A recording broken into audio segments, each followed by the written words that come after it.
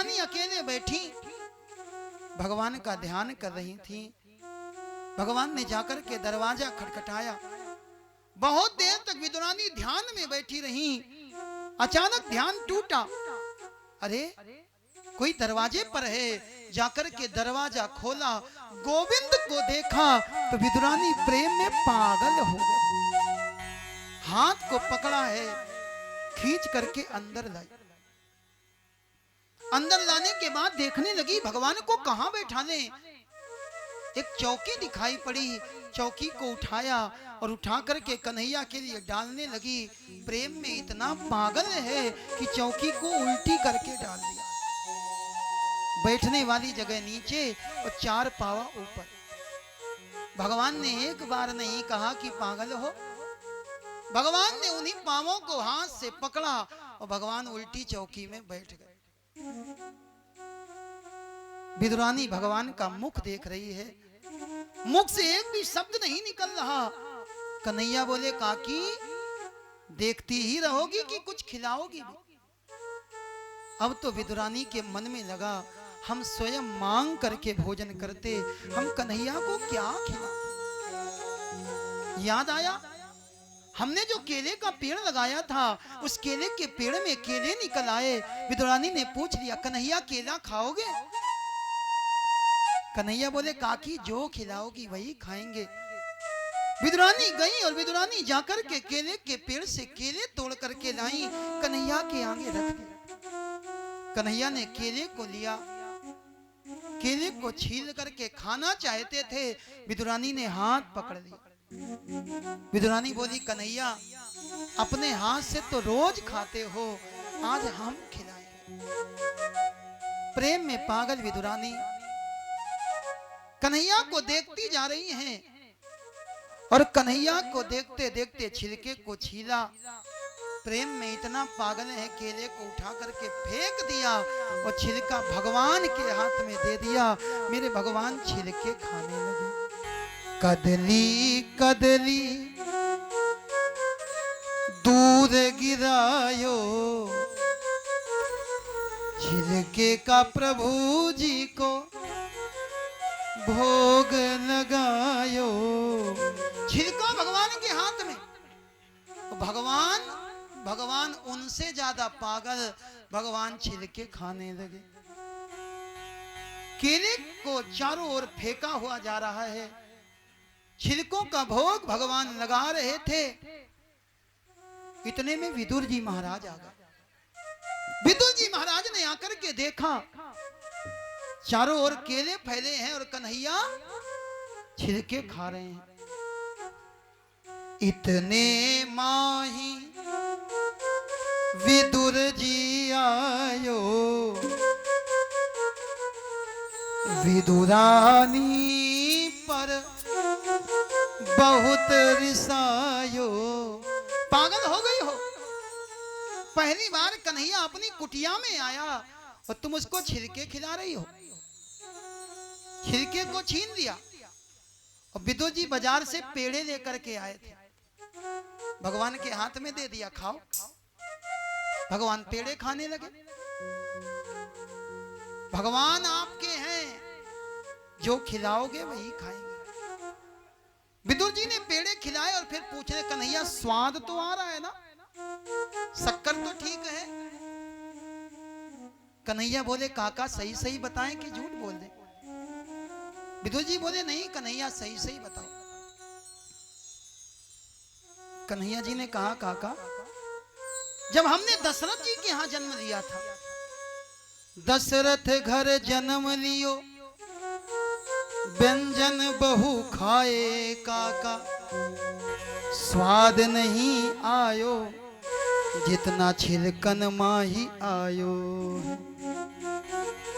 कन्हैया जी बोले, हम जब यशोदा के यहाँ रहे, यशोदा घर जन्म लियो, माखन बहु खायो काका, लेकिन स्वाद नहीं आयो, जितना छिलकन माही आयो है।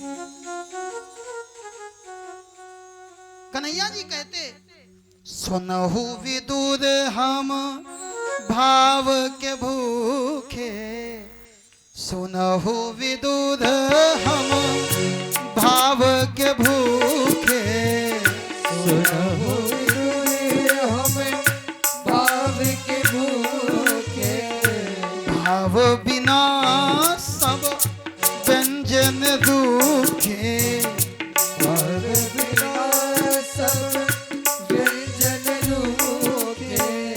और जितना स्वाद छिलकों में मिला भगवान बोले आज के पहले ऐसा स्वाद नहीं आवना, ऐसा स्वाद नहीं आवना। आज हरि आए विदुर घर पावना, आज हरि आए विदुर घर पावना, आज हरि आए विदुर घर पावना, आज हरि। विदुर और विदुरानी का प्रसंग आया। भगवान ने विदुर और विदुरानी के यहाँ जाकर के छिलके खाए। इसके बाद में सृष्टि वर्णन का प्रसंग आता। चारों ओर जल ही जल भरा था और इस जल में शेष नाग की सैया पर लेटे हुए भगवान नारायण के मन में विचार आया, एको हम बहु श्यामा। भगवान ने एक से अनेक होने का संकल्प लिया। संकल्प लेते ही भगवान की नाभि से कमल निकला। कमल के ऊपर एक बालक प्रकट हो गया। इस बालक ने चारों दिशाओं में देखना चाहा। चार दिशाओं में इसके चार मुंह हो गए। विचार किया हम कहां से आए। कमल की नाल को पकड़ करके जल के सागर में गोता लगा दिया। सैकड़ों वर्ष बीत गए लेकिन जान नहीं पाए। भगवान को कोई जान भी नहीं पाता। भगवान को कब जान पाते? भगवान को कौन जान पाता? सोई जानई जहि देव जनाई। जिसको भगवान जनाना चाहते हैं वही जान पाता। लौट करके आए हैं, उसी कमल के ऊपर बैठे। आकाश से जल की 2 बूंदें गिरी। आवाज हुई टप टप। इनको लगा कोई कह रहा तपस्या करो। इन्होंने तपस्या करी, भगवान प्रकट हुए। पूछने लगे महाराज मेरा नाम बताओ, मेरा काम बताओ। भगवान बोले तुम्हारा नाम है ब्रह्मा, 4 मुख हैं, तुम्हारा नाम है चतुरानन, सृष्टि की रचना करोगे, तुम्हारा नाम है विरंची। ब्रह्मा जी ने सृष्टि कार्य प्रारंभ किया। सबसे पहले सनक सनंदन सनातन सनत कुमार प्रकट हुए। ये चारों जब 5 वर्ष के हुए ब्रह्मा जी के पास में आए। बोले पिताजी हम आपसे कुछ मांगना चाहते। ब्रह्मा जी ने कहा मांगो। ये बोले पिताजी आप हमको ऐसा आशीर्वाद दे दो हम कभी बूढ़े ना हो और हम सदैव भगवान के नाम का गायन करें। इनको एक मंत्र दिया गया। इस मंत्र को जो जप करता है वो कभी बूढ़ा नहीं होता। मंत्र है हरि शरणम हरि शरणम। आप कहोगे महाराज हरि शरणम जपेंगे तो बूढ़े नहीं होंगे। देखो बूढ़ा होना ये शरीर का धर्म है।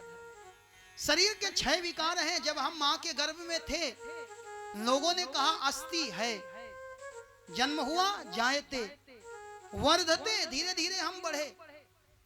जब हम छोटे थे लोगों ने कहा खूब दूध घी खाओ बढ़ जाओगे, मजबूत हो जाओगे। हमने खूब दूध घी खाया और मजबूत हो गए। लेकिन आप विचार करो दूध घी खाने से अगर मजबूती आती है तो जरा किसी बूढ़े व्यक्ति को ज्यादा दूध घी खिलाओ, क्या होगा? मेरे भाई ये शरीर है, बढ़ना घटना ये इसका धर्म है। लेकिन जो हरि शरणम गाते हैं ये मन से कभी बूढ़े नहीं होते। इनके जीवन में भक्ति सदैव जवान बनी रहती। ब्रह्मा जी ने इन चारों को मंत्र दिया।